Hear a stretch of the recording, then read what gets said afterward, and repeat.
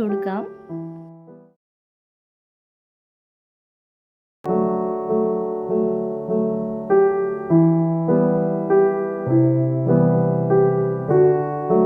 ഇനി നമുക്ക് കടുക് ഇട്ട് കൊടുക്കാം.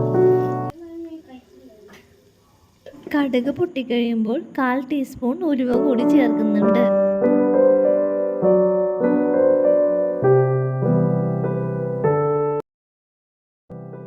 കടുകും ഉലുവയും ഇപ്പോൾ പൊട്ടിക്കഴിഞ്ഞിട്ടുണ്ട്.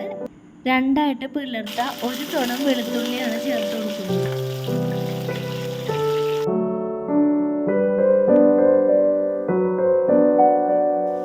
ഇതിലേക്ക് കുറച്ച് കറിവേപ്പില കൂടി ചേർത്ത് കൊടുക്കുക.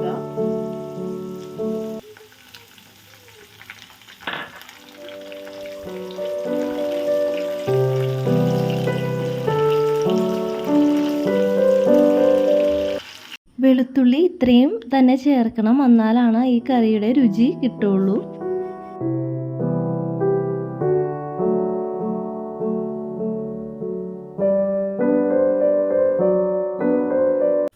വെളുത്തുള്ളി വാടി വന്നിട്ടുണ്ട്. ഇനി നമുക്ക് സവാള, ഒരു സവാളയാണ് ഞാൻ എടുത്തിരിക്കുന്നത്, അത് പൊടിയായിട്ട് അരിഞ്ഞത് ഇതിലേക്ക് ചേർത്ത് കൊടുക്കുക.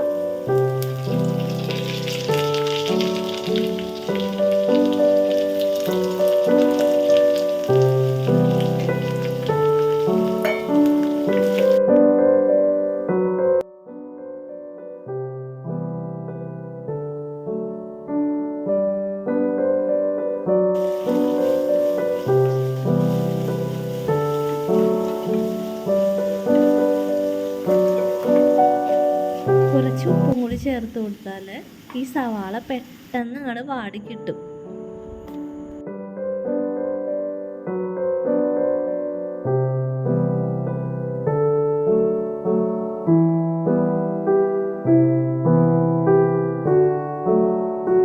ഇനി ഇതിലേക്ക് 1/2 ടീസ്പൂൺ മഞ്ഞൾപ്പൊടി ചേർത്ത് കൊടുക്കുകയാണ്.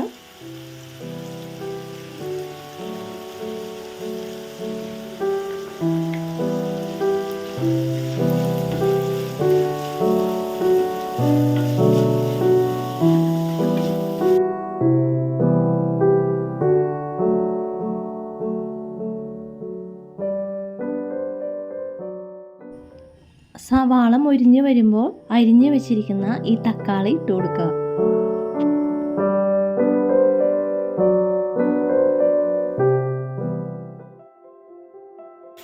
ഇനി എല്ലാം കൂടി കിടന്ന് നന്നായിട്ട് വേവട്ടെ കേട്ടോ.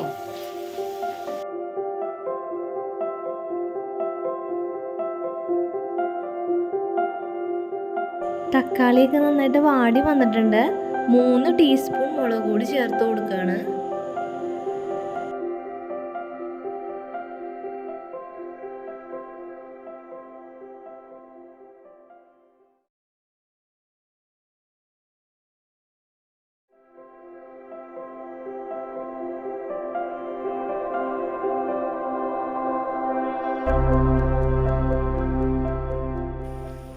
ഇപ്പോൾ ഈ മുളക് പൊടി ഇട്ട് കഴിഞ്ഞിട്ട് നന്നായിട്ട് മിക്സ് ചെയ്തിട്ട് പച്ചമണം പോകുന്നത് വരെ വഴറ്റി കൊടുക്കണം.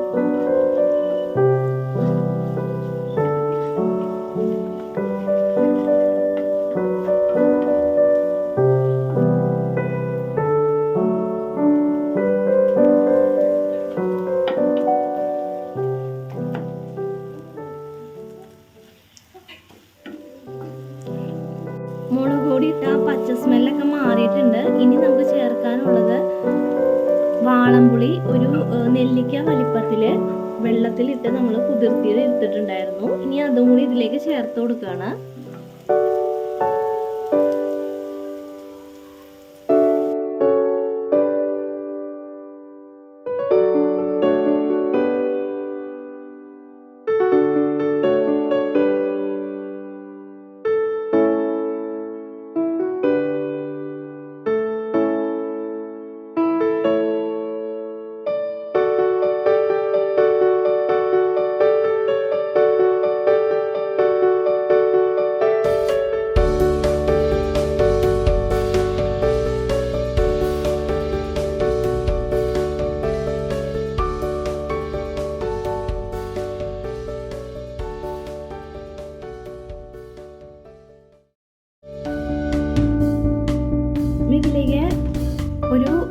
ചെറിയ കഷ്ണം ശർക്കരയും കൂടി ചേർത്ത് കൊടുക്കുകയാണ്. ഈ കറിയുടെ പ്രത്യേകത എന്ന് വെച്ച് കഴിഞ്ഞാൽ പുളി, മധുരം, ഉപ്പ്, ഇത് ഈ ഒരു കോമ്പിനേഷനാണ് ഈ കറിക്ക് നല്ല ടേസ്റ്റ് ഉണ്ടാവാനായിട്ട്. അപ്പോൾ ഈ ശർക്കരയും കൂടി ചേർക്കുമ്പോൾ നല്ല ടേസ്റ്റാണ് കേട്ടോ.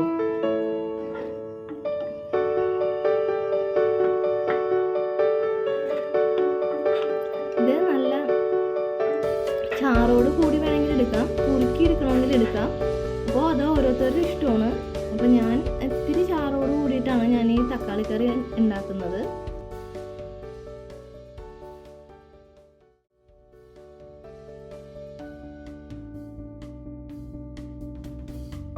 ചോറിനായാലും ദോശക്കായാലും ചപ്പാത്തിക്കായാലും ഈ കറി ഉണ്ടാക്കി കഴിഞ്ഞ് കഴിഞ്ഞാൽ എല്ലാവർക്കും വളരെ ഇഷ്ടപ്പെടും. അത്രയ്ക്ക് ടേസ്റ്റുള്ള തക്കാളി കറിയാണിത്. നിങ്ങൾ ഇതുവരെയായിട്ട് കഴിച്ച് കാണില്ല ഈ കറി, എല്ലാവരും മസ്റ്റായിട്ട് ഒന്ന് ട്രൈ ചെയ്ത് നോക്കണം. ഈ കറി ഒന്ന് ഞാൻ ടേസ്റ്റ് ചെയ്ത് നോക്കിയാണ്.